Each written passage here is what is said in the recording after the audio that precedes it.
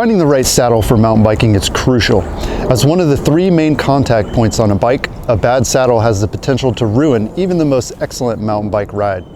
Today, I'm going to talk about the things to look for when choosing a mountain bike saddle, including the construction, materials, sizing, and features that make a great saddle. So, a mountain bike saddle has four main parts. Starting at the bottom, the rails are where the saddle attaches to the seat post. These can be made from various materials, including aluminum, titanium, even carbon fiber. There are some performance benefits like improved damping for various materials and designs, but generally more expensive titanium and carbon rails are simply lighter weight. Next is the shell. This is basically the thin sheet of plastic or other semi-rigid material that gives the saddle much of its shape. On top of the shell, there's generally a layer of padding. Gel, foam, or other materials can be used for padding. Race-oriented saddles typically have minimal to even no padding to save on weight, while recreational saddles are sometimes marketed as offering extra padding. New riders shouldn't assume that more padding in the form of a gel seat cover will make an uncomfortable saddle more comfortable.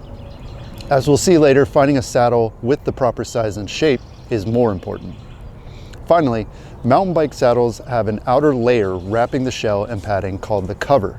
The cover is the most visible part of the saddle and should be able to withstand abrasion.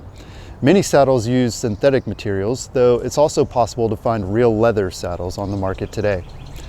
While mountain bike saddles all have a similar shape, narrow at the front or nose and wider at the back, there are many different widths and lengths to choose from.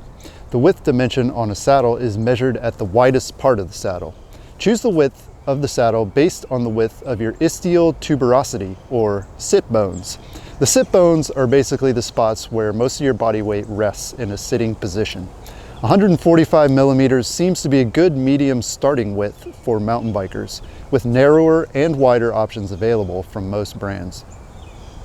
In terms of length, longer saddles are generally better for climbing, while shorter saddles tend to do well for more aggressive handling. Among the most popular saddles for mountain bikers, the average length falls around 276 millimeters. Women's saddles are generally shorter, with an average around 260 millimeters. Most saddle shapes generally include either a channel or a cutout in the middle of the saddle to improve circulation.